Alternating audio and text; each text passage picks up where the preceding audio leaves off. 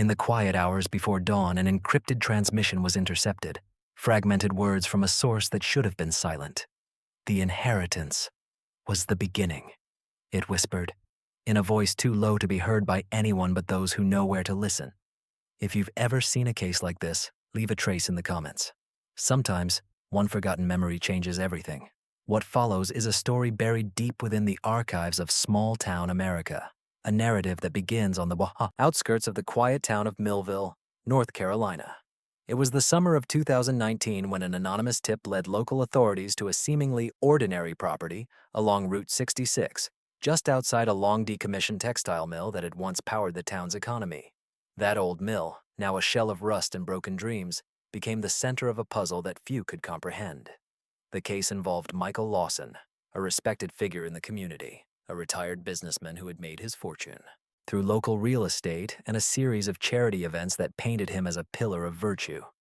Officially, he was known as a man of quiet generosity, often seen at the Millville County Fair or hosting fundraisers at the local diner, the Rusty Spur.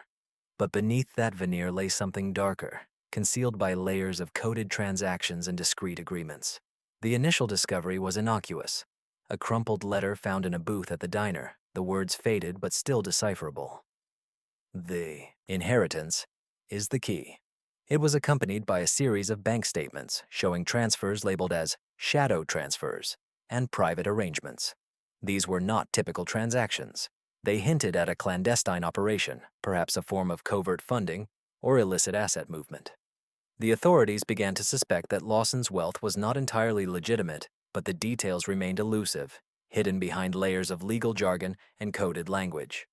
But that was only the beginning. A series of interviews with local residents painted a picture of quiet loyalty and unspoken tension. Karen Whitmore, a local real estate agent and close associate of Lawson, was often seen at town meetings and charity galas. Officially, she was a trusted partner, but whispers suggested she knew more than she let on. Her loyalty was tested when a confidential document surfaced, revealing she had been involved in quiet agreements in motel parking lots on the outskirts of town, far from the public. Would you have trusted them? From this moment on, no one was safe. The investigation expanded, revealing a web of connections that stretched beyond Millville into nearby towns and city centers like Charlotte and Asheville. The operation, codenamed Project Crossroads, was a network of discrete transfers, shadow accounts, and coded messages designed to move assets without detection. The method was simple in concept, but complex in execution. Shadow transfers that used shell companies and offshore accounts to mask the true origin of the funds. What they found next changed everything. In a hidden compartment of Lawson's estate, investigators uncovered a collection of old photographs and personal letters. Among these was a child's drawing, taped to the fridge of the Lawson family's suburban home, a simple picture of a house, a car, and a small figure labeled Daddy. It seemed innocuous, but in the context of the case, it hinted at a deeper, more personal motive behind the operation. Was this inheritance meant for a family member, or was it a cover for something more sinister? And this is where things get strange. Further analysis revealed that Lawson's estate was entangled in a series of legal hurdles: disputed wills, forged signatures, and anonymous beneficiaries. The last page of the file contained an unsigned letter, typed but never sent, suggesting that someone was prepared to burn everything to keep the truth hidden. The legal confusion was deliberate, a smokescreen designed to obscure the real purpose behind the transactions. It looked like coincidence, until they found the document. A detailed ledger, hidden deep within a locked safe, documented discrete payments made over a span of several years.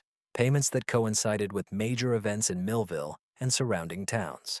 The ledger referenced family inheritance, but also contained coded entries: transfer to the vault, disappear act, and final settlement.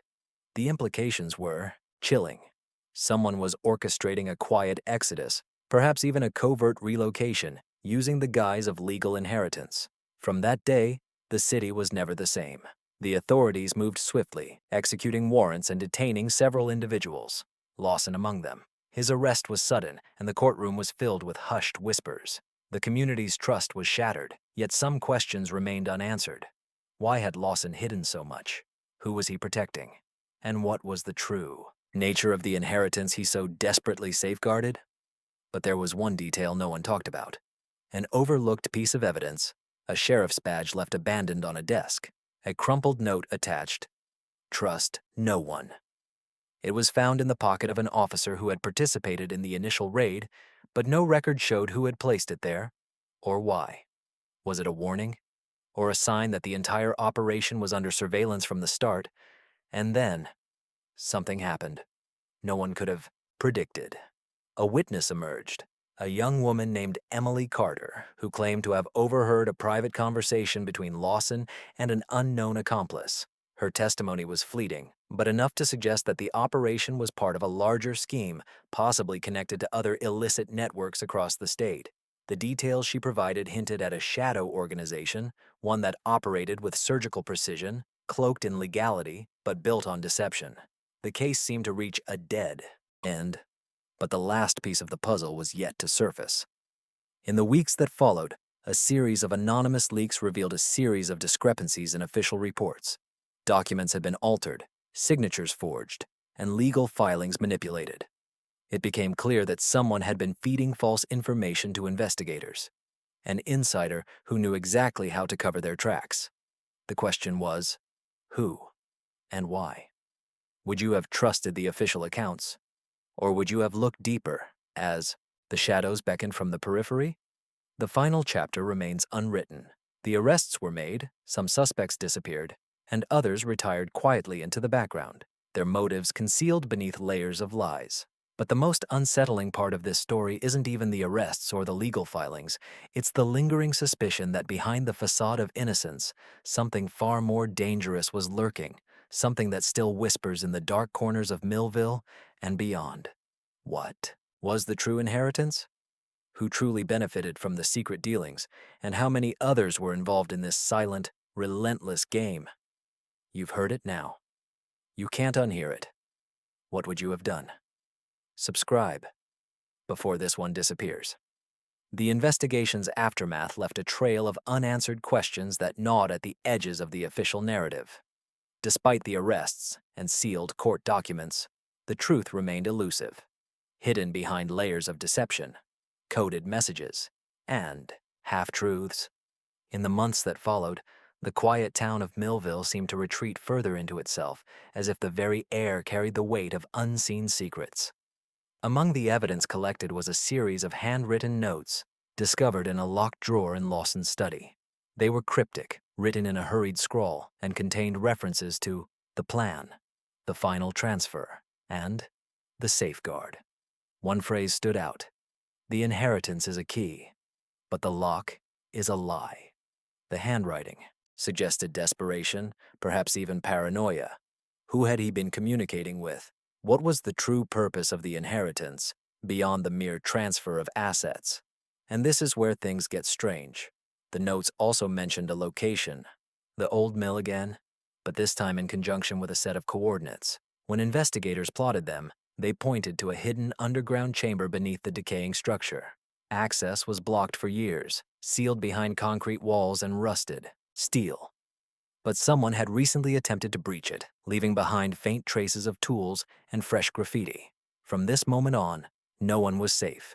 The chamber contained remnants of an operation that defied simple explanation. Inside, investigators uncovered a series of sealed containers, each marked with dates and coded labels like Operation Shadow, Project Nexus, and the Final Key. These were not ordinary storage units. They were meticulously organized, almost ritualistic in their placement. Among the contents were photographs, images of Lawson and other local figures engaging in what appeared to be clandestine meetings. There were also small metal devices, perhaps listening modules or signal jammers, and a series of encrypted flash drives. Some of the files on those drives were corrupted, but enough remained to hint at a broader conspiracy. A recurring theme emerged: an attempt to manipulate local politics, control land deals, and influence community leaders through covert leverage. The inheritance, it seemed, was merely a cover story, a distraction from something far more sinister. Would you have trusted the official report? Or would you have seen this as just the tip of the iceberg? In the quiet solitude of a late-night search, investigators found an old, faded letter tucked into a battered box of personal belongings. It was written by a woman named Margaret Lawson, Michael's wife, who had died under mysterious circumstances 2 years prior. The letter revealed her suspicions about her husband's dealings, how he had been involved in secret arrangements with unknown men, how the inheritance wasn't for the family, but for a select few in a shadow organization. She wrote, "Michael's inheritance is a lie. He's only a pawn. The real inheritance is power, and it's been passed in silence for generations." This moment still sparks debates. The theory that Lawson's estate was merely a front for something much larger gained traction. Was the inheritance a symbolic term, used to mask a transfer of influence, control over certain assets, or even something more arcane? Some whisper that the real inheritance was a network of secret alliances built upon blackmail, coercion, and silent obedience. And the last page of the letter contained a chilling phrase: "When the time comes, remember the mill and the key hidden beneath it." Only years later did its meaning become clear. The authorities moved to dismantle the operation, but the IS network's roots appeared deeper than anyone anticipated. Several high-ranking officials in neighboring counties were implicated, their names appearing in encrypted communications recovered from the flash drives. Yet, no one could definitively prove the full extent of the conspiracy. It was as if the entire operation had been woven into the fabric of local society, invisible except for those who knew where to look. They didn't know someone was already watching. The question of surveillance was never fully resolved. Whose eyes had been upon Lawson? Whose whispers had guided his hand? An anonymous tip suggested that a shadow organization, operating beyond the reach of law enforcement, had been orchestrating these moves for decades, protecting their interests, silencing witnesses, and ensuring that the true inheritance remained concealed. That call changed everything. A late-night phone call to a retired detective in Asheville, a man known for his skepticism and meticulous attention to detail, revealed a startling truth. The voice on the line warned, "You're chasing shadows, but they're more real than you think. Be careful who you trust." The message was cryptic, but the tone was chilling.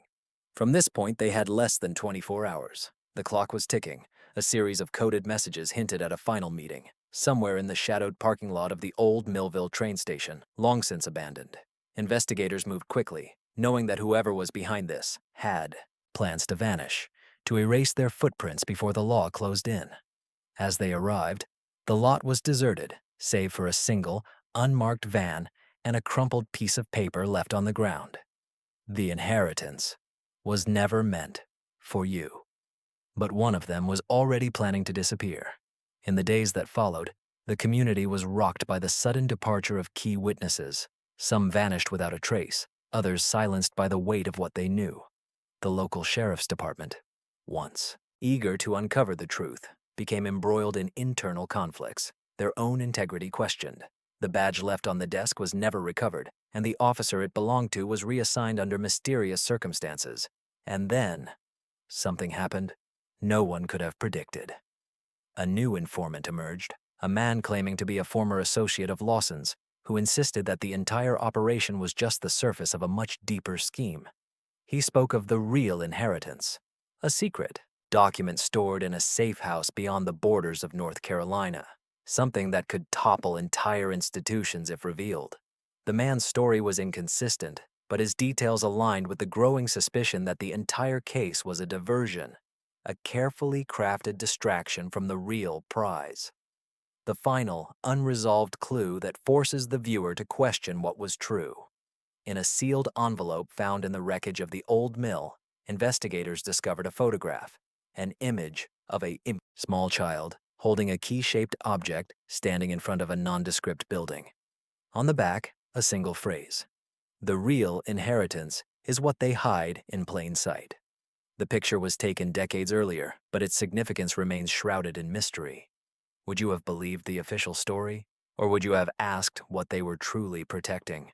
All the evidence points to a truth that refuses to surface, a truth that could threaten to unravel the very fabric of the community. As the story fades into the shadows, the questions linger. Who truly benefited from the inheritance? What was the purpose of the secret agreements? And most unsettling of all, what was buried beneath the old mill that no one dared to disturb? You've heard it now. You can't unhear it. What would you have done? Subscribe. Before the last piece of the puzzle disappears forever. The quiet streets of Millville, North Carolina grew colder in the aftermath of the investigations. Rumors spread like wildfire, but few details emerged that could pierce the layered secrecy surrounding the case. Yet in the shadows of the town's forgotten corners, certain artifacts persisted, small clues that refused to fade into obscurity.